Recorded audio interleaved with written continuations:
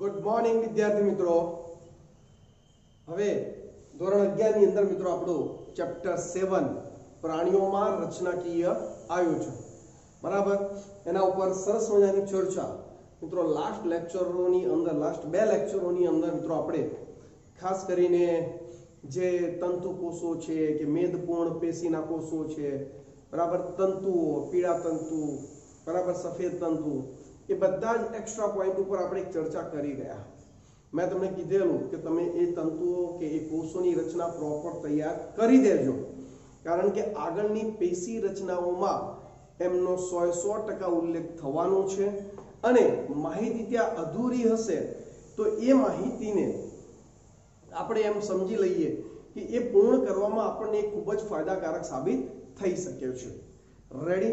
તો આજે મિત્રો આપણે प्रॉपर एक अधिच्छद पेशी अभ्यास करेलो एनसीईआरटी प्रमाणे ने एक्स्ट्रा पॉइंट जोયેલા परंतु આજે આપણે પ્રોપર મિત્રો પહેલી જે સંયોજક પેશીઓ છે ઓકે સંયોજક પેશીની પ્રસ્તાવના આપણે આગળના લેક્ચરમાં પૂર્ણ કરી બરાબર પરંતુ જે સંયોજક પેશીના જે પ્રકારો છે રેડી એની ચર્ચા મિત્રો આજે આપણે કરવા જઈ રહ્યા છીએ।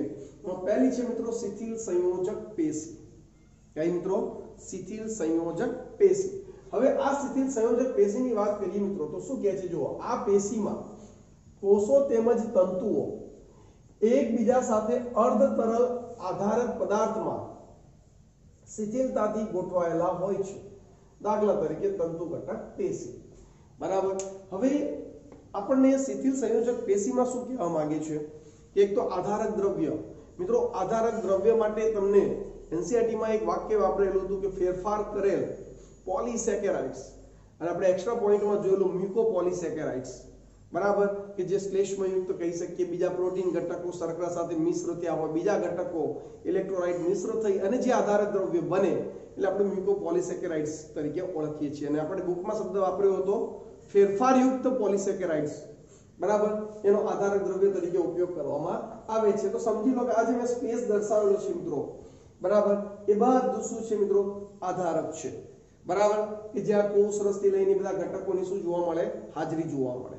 બીજું આ પેશીઓની અંદર મિત્રો ખાસ તંતુઓ અને કોષોની ગોઠવણી થતી જોવા મળે છે।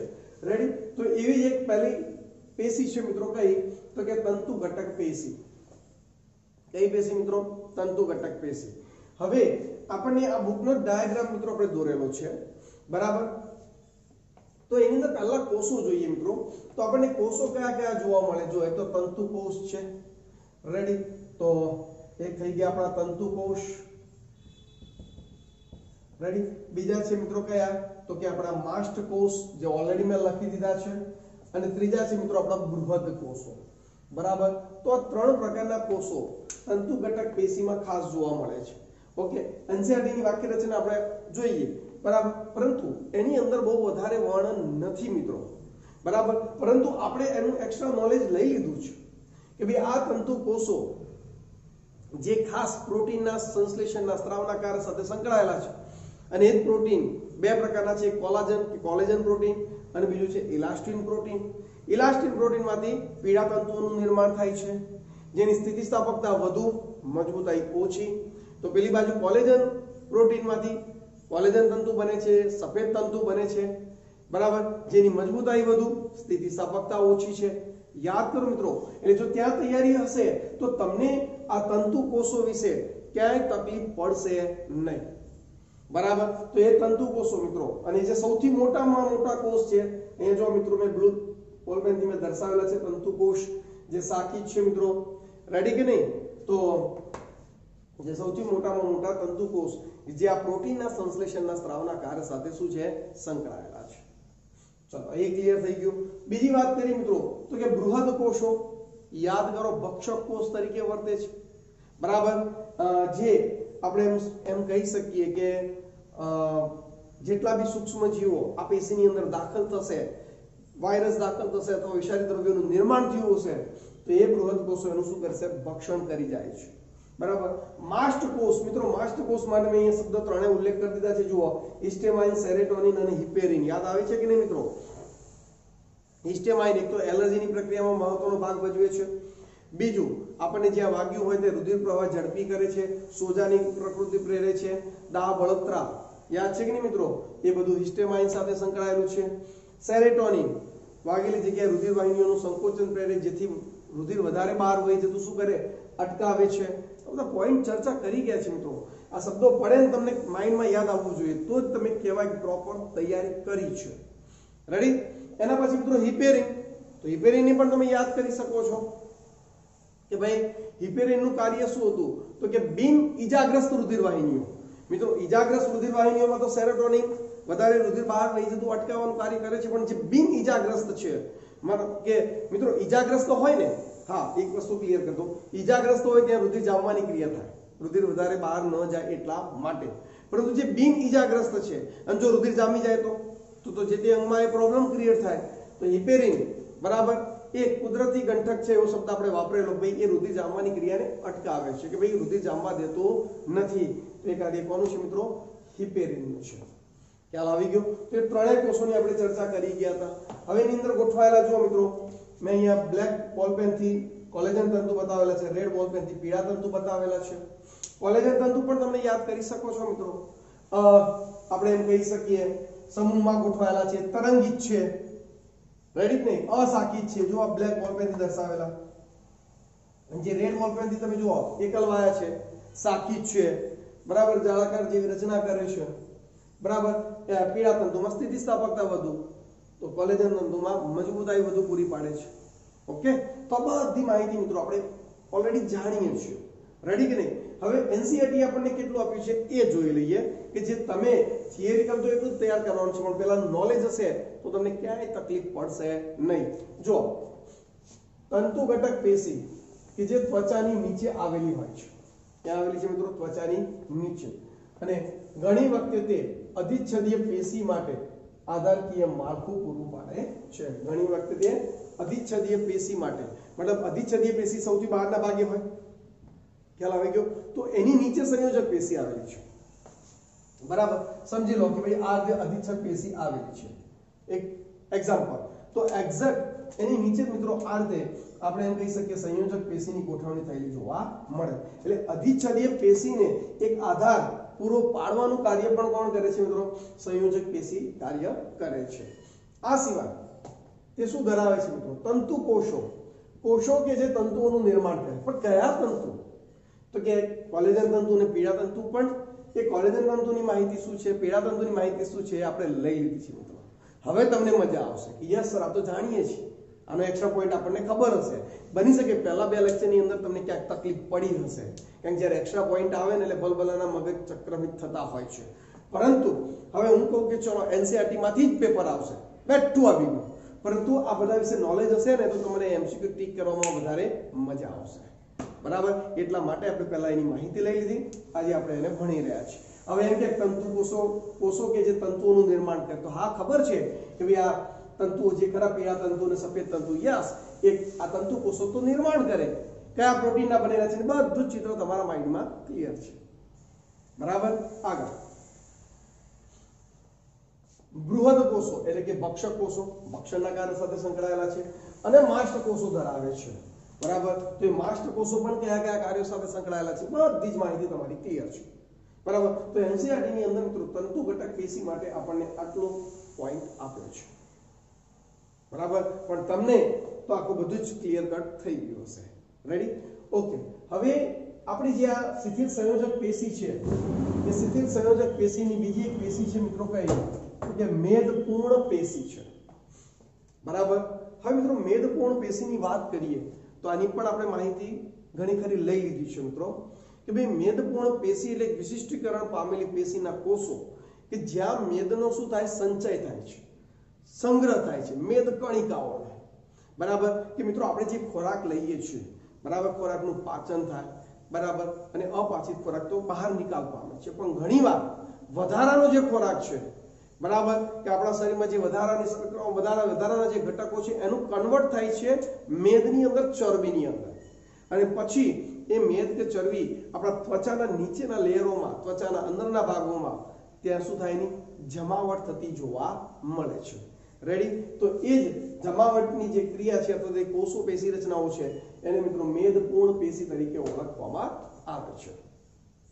હવે મેદપૂર્ણ પેશી મિત્રો બુકનો ફોટોગ્રાફ છે રેડી આ ફોટોગ્રાફ જોતા એક વસ્તુ તમારા માઇન્ડમાં યાદ આવતી છે કે કઈ હશે એક ખંડીય મેદકાય કોષો છે તમે કહી શકો એક ખંડીય મેદકાય કોષો છે કહી શકો કે નહીં યાદ કરો આપણે જ્યારે એક્સ્ટ્રા પોઈન્ટ જોયેલો તો એની અંદર બે પોઈન્ટ હતા એક ખંડીય મેદકાય અને બહુખંડીય મેદકાય બરાબર એક ખંડીય મેદકાયમાં મેદનો મોટો કણ સેન્ટરના ભાગે ગોઠવાયેલો હતો અને એના પ્રેશરના કારણે એના દબાણના કારણે પેલો ચપટો બની કોષ કેન્દ્ર ક્યાંક ખૂણામાં ગોઠવાઈ જતો તો જો અહીંયા ખૂણામાં જ કોષ કેન્દ્ર ગોઠવાયેલું છે બરાબર કે નહીં અને જે બહુખંડીય હતું એમાં તો શું હતું કોષ કેન્દ્ર સેન્ટરમાં હતું ને એની ફરતે મેદ કણિકાઓ ઘણી બધી સંખ્યામાં ગોઠવાતી એને આપણે બદામી કલરનું બરાબર ચરબી તરીકે ઓળખાવી એકચ્યુઅલી આ એક ખંડીય અને સફેદ ચરબી કહેવાય અને બદામી કહેવાય બરાબર હજુ એક એક્સ્ટ્રા પોઈન્ટ તમારા માઇન્ડમાં ઉમેરું મિત્રો એક ખંડીય મેદકાય કરતા મેદકણો કરતા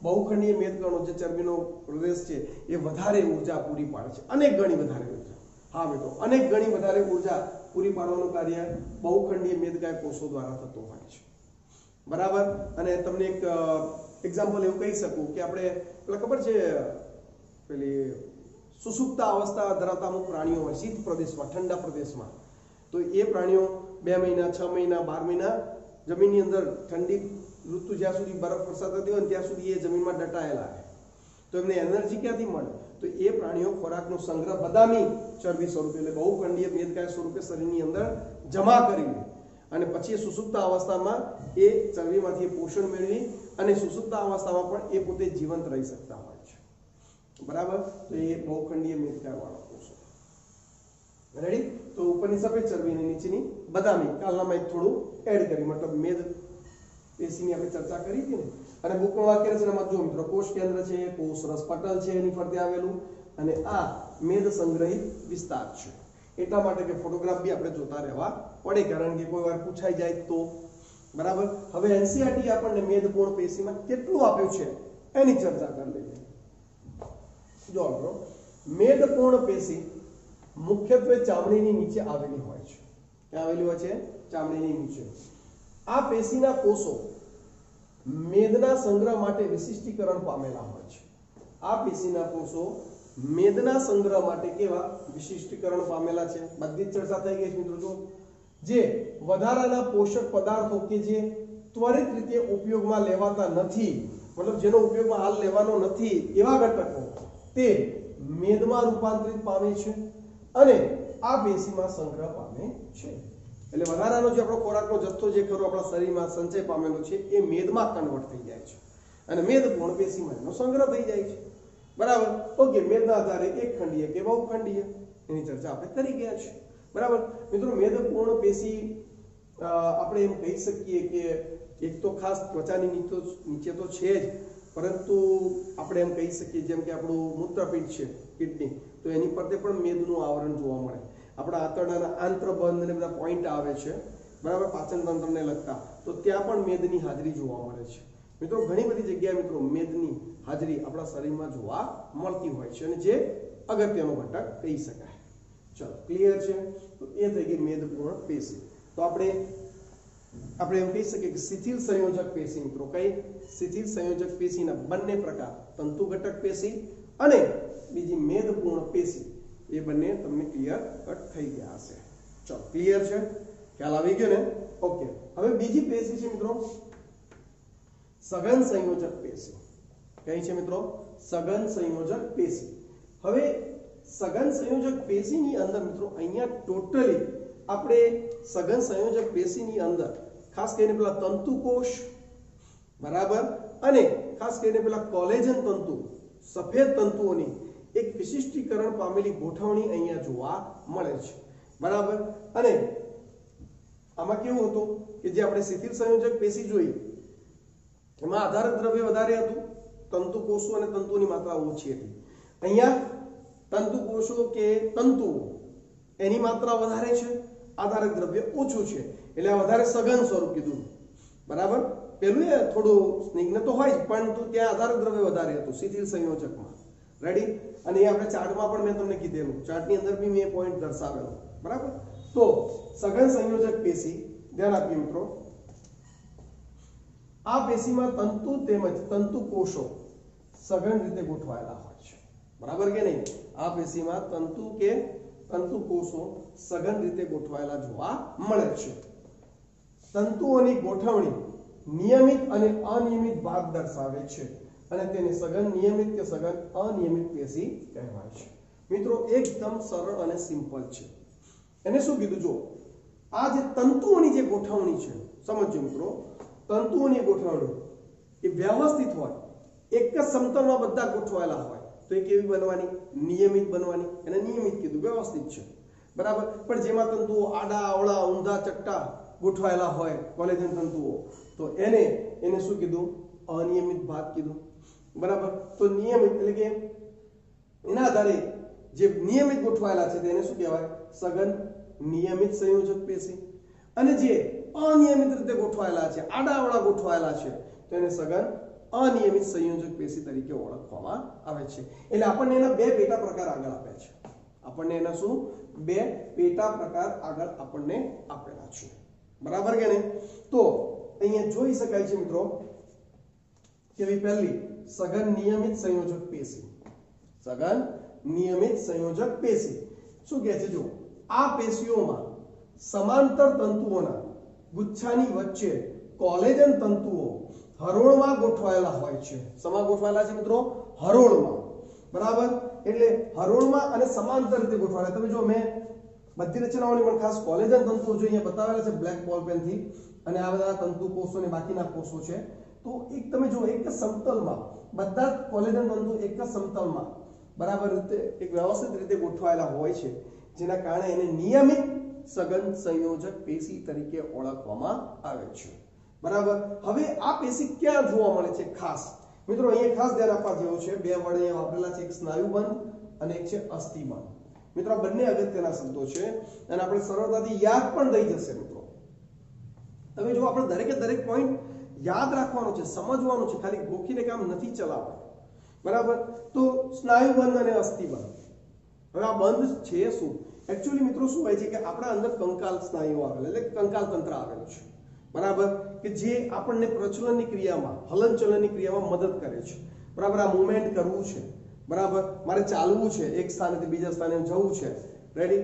તો એ પ્રચલનની ક્રિયામાં કંકાલ તંત્ર તો ભાગ ભજવે જ છે, પરંતુ એની સાથે જોડાયેલા કંકાલ સ્નાયુ, બરાબર, એ સ્નાયુ જો મિત્રો કંકાલ સ્નાયુ જે આપણા હાડકાઓ અસ્થિઓની આજુબાજુ આવેલા છે, ખ્યાલ આવે છે કે નહીં?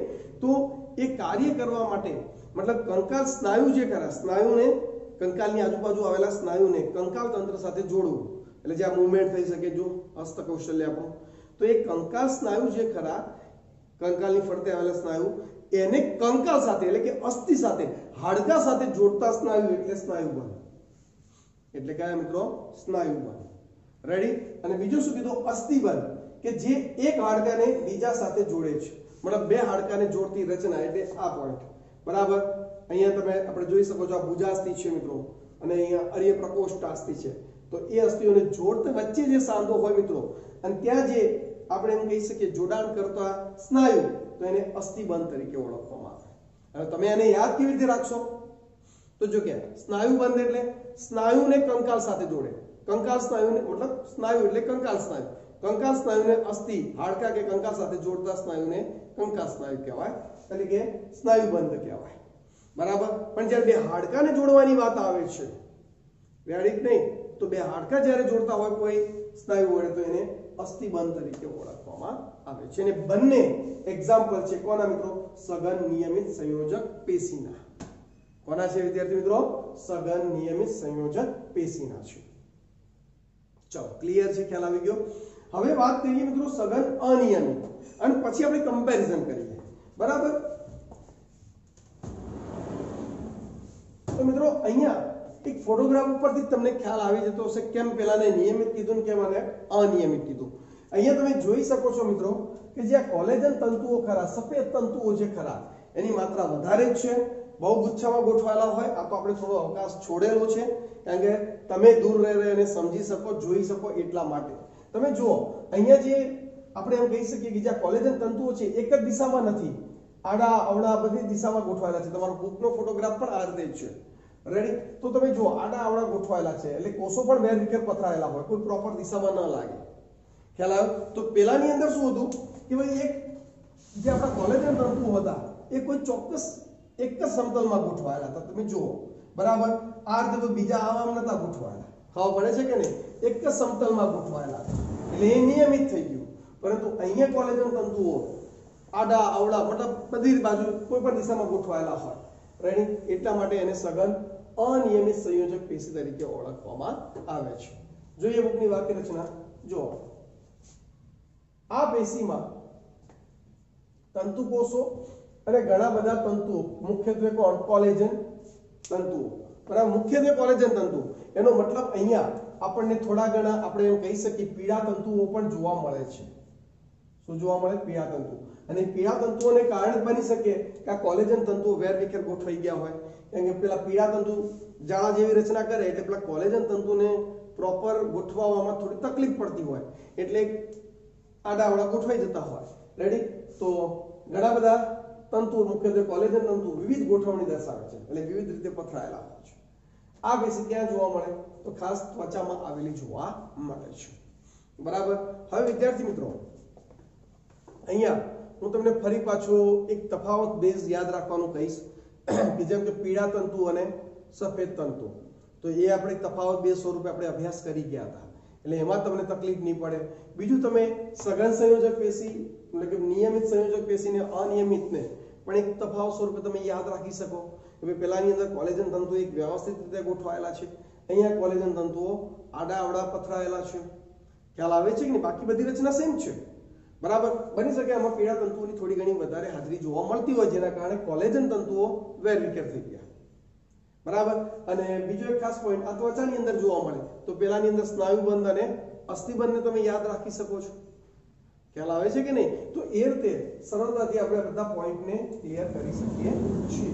તો અહીંયા મિત્રો આપણે જોઈ શકીએ છીએ કે ભાઈ બે પેશી સરળતાથી, જો પેલા શબ્દો બધા ક્લિયર હતા આગળના લેક્ચરોથી, બરાબર, તો એનો ફાયદો આજે આપણને અહીંયા મળી રહ્યો છે. તમારે ખાલી ગોખવું નથી પડતું. બરાબર. ને તો અહીંયા હું કહેતો પીળા તંતુ ને શ્વેત તંતુ ને બાસ્ટ કોષ, તો કે હિસ્ટેમાઇન, સેરેટોનિન, હેપેરિન, તો તમને ક્યાંક ને ક્યાંક તકલીફ થતી કે સર આ બધું અપ જાય છે. પહેલા બે લેક્ચરમાં થોડું કાઠું પડ્યું હશે, એક્સ્ટ્રા પોઈન્ટ જોયા કે આ બધું વધારાનું કેમ સર ભણાવે છે, પણ જ્યારે આવા શબ્દો આવે તો આ તંતુ કોષો, બૃહદ કોષો, માસ્ટ કોષોને હવે તમે સ્વીકારી શકો છો. પેલા કોલેજન તંતુ કે કોલાજન તંતુ, પીળા તંતુને તમે સ્વીકારી શકો છો એટલે તમને તકલીફ પડશે નહીં. તો બરાબર. તો અહીંયા વિદ્યાર્થી મિત્રો બે પેશી આપણે, એક શિથિલ સંયોજક પેશી અને બીજી કઈ સઘન સંયોજક પેશી કેવી રીતે કમ્પ્લીટ થઈ ગઈ છે. રેડી? એકદમ પરફેક્ટ તૈયાર કરી કાઢજો અને એને પરફેક્ટ લખી કાઢજો. રેડી? ગુડ.